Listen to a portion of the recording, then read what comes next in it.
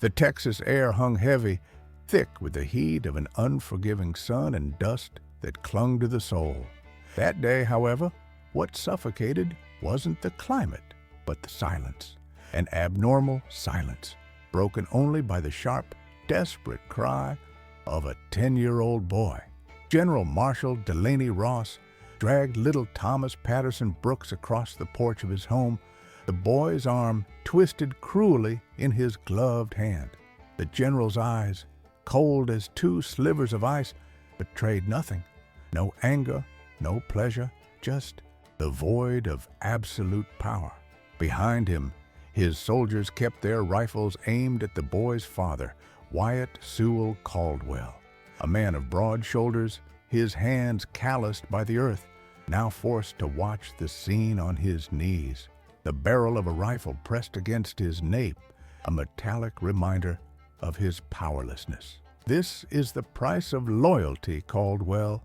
General Ross's voice was polished, sharp as broken glass. "Your son will serve our cause. He will learn discipline, or perhaps he will simply serve as an example to others who dare to dream of a flag other than ours." Wyatt didn't reply.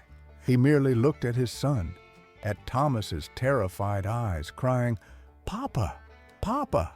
In that gaze, Wyatt saw the reflection of his late wife's face, the woman he had promised on her deathbed he would protect their boy with his very life.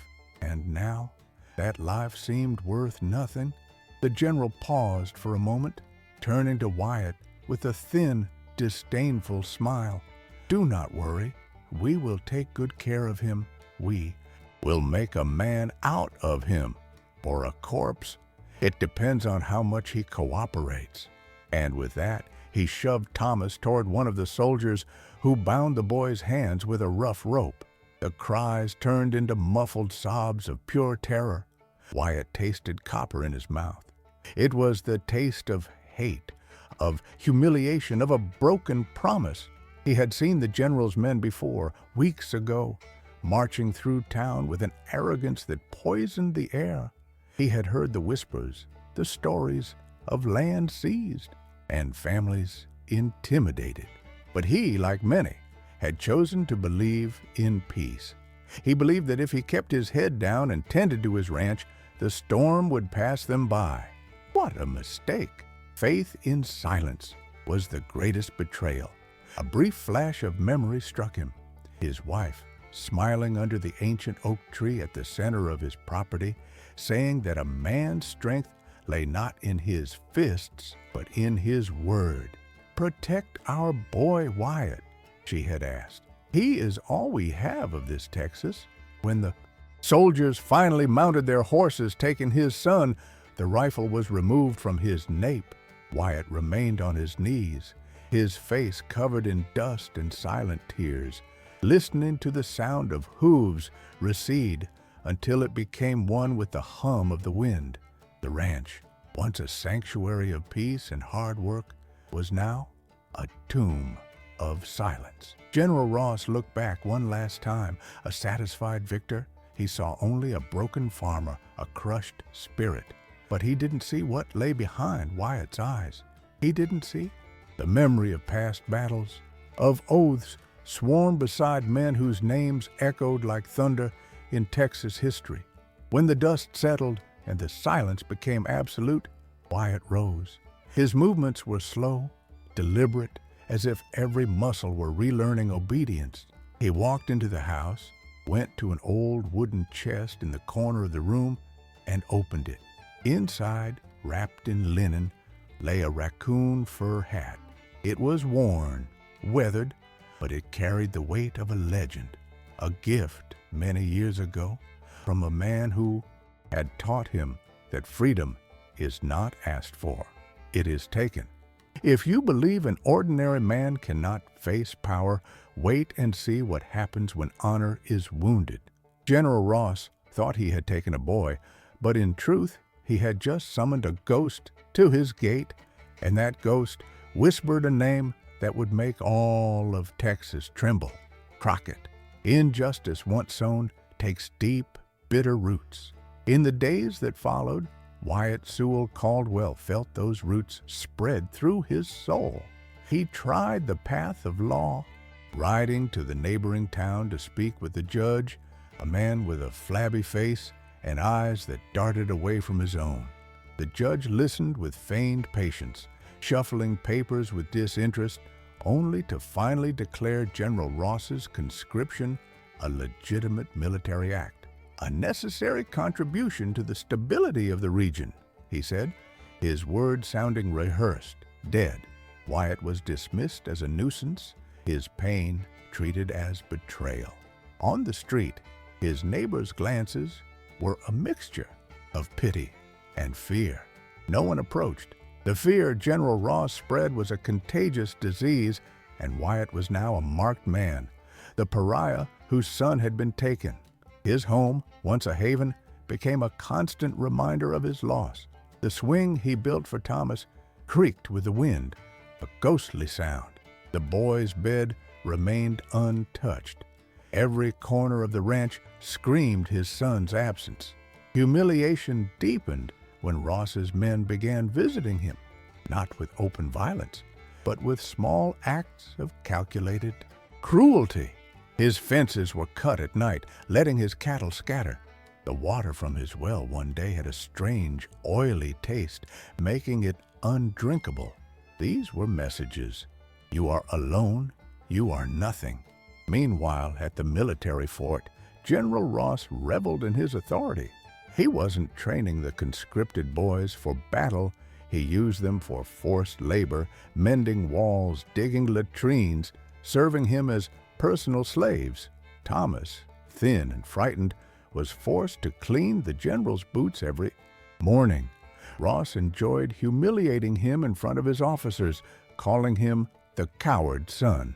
To him, every tear the boy shed was proof of his power, a confirmation that the Texan spirit could be broken, one bone at a time. He boasted in his letters to his superiors, speaking of a successful pacification, omitting his brutal methods. He firmly believed in his impunity, shielded by distance and bureaucracy. One night, unable to sleep, Wyatt sat on the porch, the old raccoon fur hat in his lap. The memory returned, not as a flash, but as a storm. He saw himself younger, mud-caked and exhausted, pinned behind a makeshift barricade beside Davy Crockett. The battle was small, forgotten by history, but Crockett's words that day were etched into his mind. "See, Wyatt," Crockett had said, pointing to the enemy commander, shouting orders from atop a hill, safe and distant. "The man who shouts loudest is always the one with the most to hide. True strength makes no noise. It watches, it waits, and it finds the crack in the armor." Crockett wasn't just a legendary marksman. He was a strategist, a man who understood human nature. He taught Wyatt that the greatest weapon wasn't the rifle, but the mind. That night, looking at the pale moon over his wounded land, something shifted within Wyatt. The pain didn't vanish, but despair gave way to a cold, sharp clarity. Humiliation hadn't diminished him. Instead, it had burned away everything non-essential, leaving only the steel of his resolve. He rose and walked to the old oak. Under the moonlight, he touched the rough bark of the tree, the same spot where his wife had spoken to him about true strength. He wouldn't attack Ross's fort. He wouldn't die in a suicidal, pointless charge. He would do what Crockett had taught him. He would find the crack in the general's armor. The general didn't know it, but by stepping onto that ranch and dragging away that boy, he had just awakened the wrong man. And in the silence of the barn, amidst the scent of cold gunpowder and dry hay, a dangerous, patient, and relentless idea began to take shape. Wyatt's first step in the plan involved not gunpowder, but sacrifice. The next morning, he herded the rest of his cattle, the last vestige of his prosperity, to market. He sold every head, did not haggle, and traded a lifetime's work for a handful of silver coins. With the money, he bought no weapons or ammunition. He purchased a strong horse, provisions for a long journey, and set off without looking back. His destination was not General Ross's fort, but a forgotten blacksmith shop in the farthest reaches of the territory, where a man lived whom time had almost erased from others' memories, but not from his own. He found Silas Douglas Foster hammering a horseshoe, the rhythmic sound of the hammer on the anvil echoing like the heartbeat of that lonely place. Silas was a grizzled giant, his arms thick as walnut trunks, his face a map of wrinkles and old scars. He, too, had fought alongside Crockett.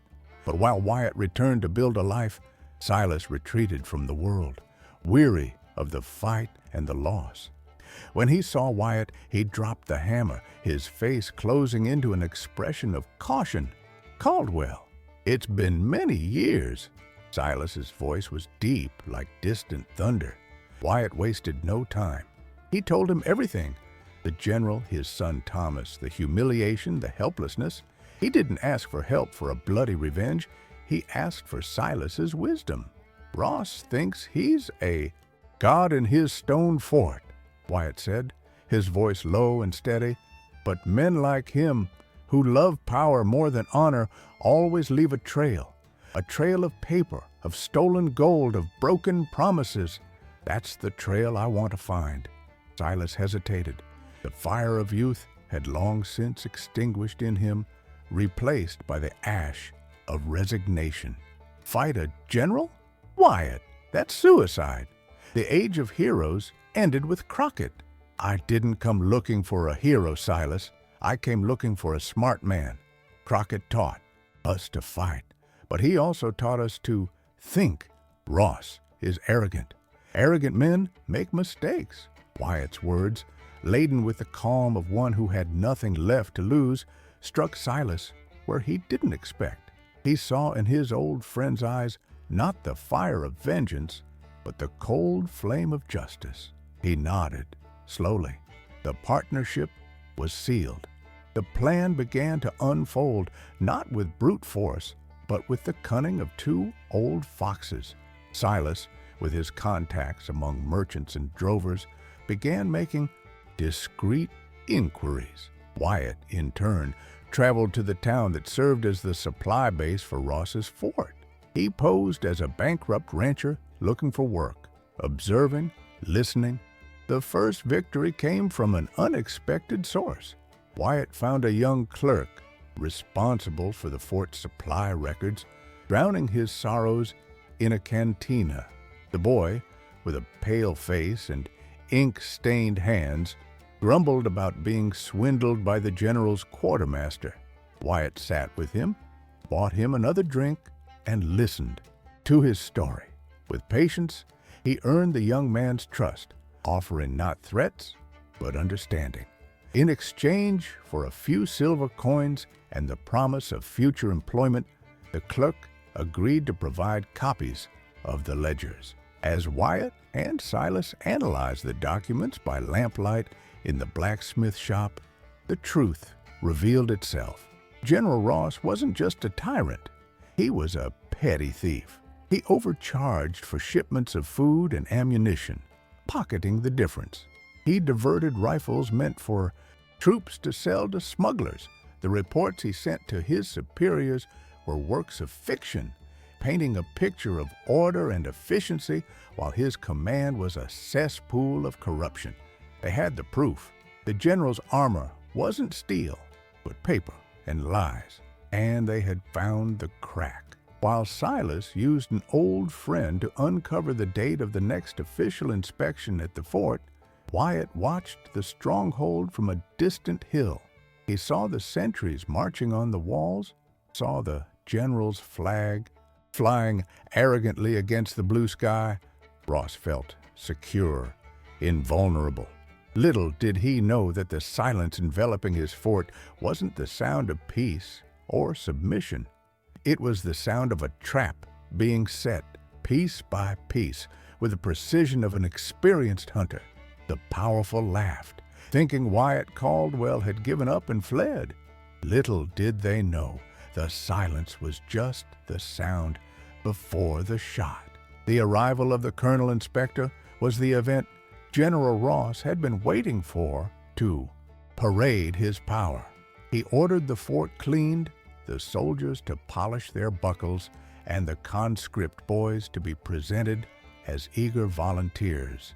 The main courtyard was arranged for a display of military discipline, a carefully staged theater to impress and ensure the flow of funds and power continued to pour into his coffers. Ross felt untouchable, the master of his little kingdom of dust and fear. He didn't notice the nervous glances exchanged between his officers, nor the tense silence of the sentries at the gates. His arrogance blinded him to the storm brewing right under his nose. The turn began subtly. The night before the inspection, the young clerk, acting under Wyatt's instructions, replaced Ross's falsified ledgers with the true records. He also left an anonymous package for the Colonel Inspector, a man known for his righteousness and disdain for corruption. The package contained copies of the illegal transactions and a simple note: the truth is in the numbers. Compare the books. At the same time, Silas Douglas Foster rode through the night, visiting neighboring ranches, not to incite a rebellion, but to summon the families of the other boys taken. He didn't ask them to bring weapons, only their presence. Tomorrow, at noon, be at the fort gate, he said. Just stand there, in silence. Let your faces speak for you. When the Colonel Inspector arrived, he was greeted with full pomp by a smiling General Ross. But the first crack in the facade appeared when the Colonel, instead of proceeding to the courtyard, demanded to see the ledgers immediately. Ross's expression faltered for a fraction of a second. In the office, the Colonel opened the true books. His face, previously neutral, hardened. The numbers didn't lie. The fraud was blatant, the theft monumental. At that exact moment, a murmur grew from outside the fort. Ross, annoyed by the interruption, went to the window and saw dozens of farmers and their wives standing in front of the main gate. They weren't shouting, not protesting. They were just looking, their faces etched by labor and pain, a silent, powerful testament to the general's tyranny. The Colonel Inspector joined him at the window. "What is this gathering, General?" he asked, his voice icy. "Discontented elements. Traitors." Ross spat the words. Nothing to worry about. It was then that the main gate opened, not by an attack, but to allow passage for a lone figure.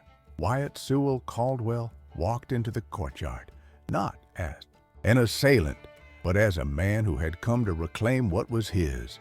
He carried no rifle, only the dignity of a just man. The soldiers hesitated, their weapons lowered. They recognized the farmer the general had humiliated. "Caldwell!" Ross roared, his face crimson with fury. "Arrest this man!" But no one moved. The Colonel Inspector raised his hand. "Let him speak." Wyatt stopped in the center of the courtyard, his eyes fixed on Ross. "You came to my home and took my son in the name of the law," Wyatt said, his voice clear and strong, echoing through the silent courtyard. "But the only law you follow is that of your own greed. You robbed the army, sold weapons to bandits, and enslaved our children." Ross panicked, drew his pistol. "Lies! He is a traitor!" But before he could aim, Silas's hand, which had stealthily entered behind Wyatt, closed around the general's wrist like a blacksmith's vice. The pistol clattered to the ground with a metallic thud. Ross's authority evaporated in that instant. His men saw not a general, but a cornered thief. The Colonel Inspector delivered the final blow. "General Marshal Delaney Ross, you are under arrest for treason, theft, and abuse of authority." Ross's own guards cuffed him, and then The fort gate swung fully open. The boys, including Thomas, ran out into the arms of their families. Wyatt's reunion with his son was not marked by shouts of victory, but by a tight embrace and tears of relief. That day, justice came not from the barrel of a rifle, but from the courage of a man who refused to be broken.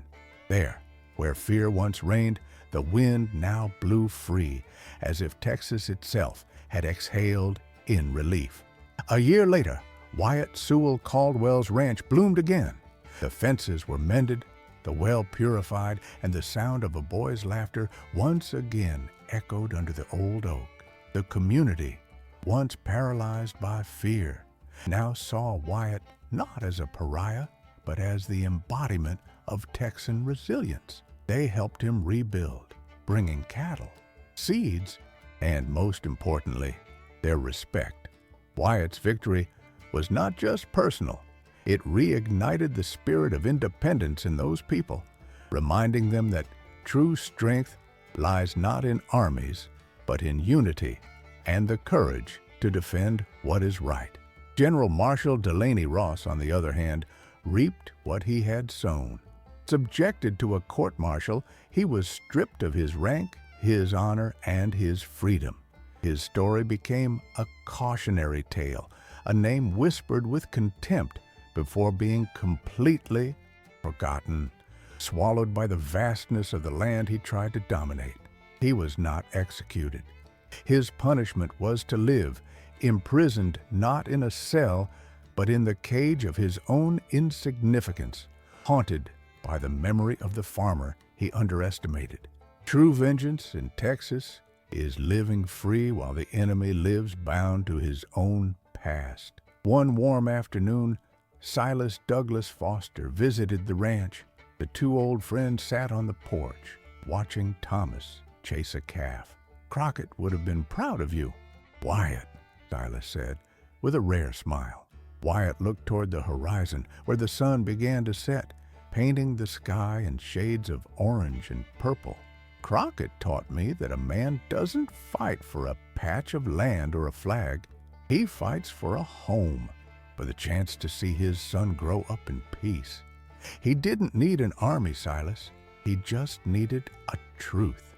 And the truth, in the end, is the only weapon no one can take from you." The justice Wyatt achieved was not an act of vengeance, but of restoration. He did not destroy his enemy. He simply exposed the rot that lay beneath the shining armor.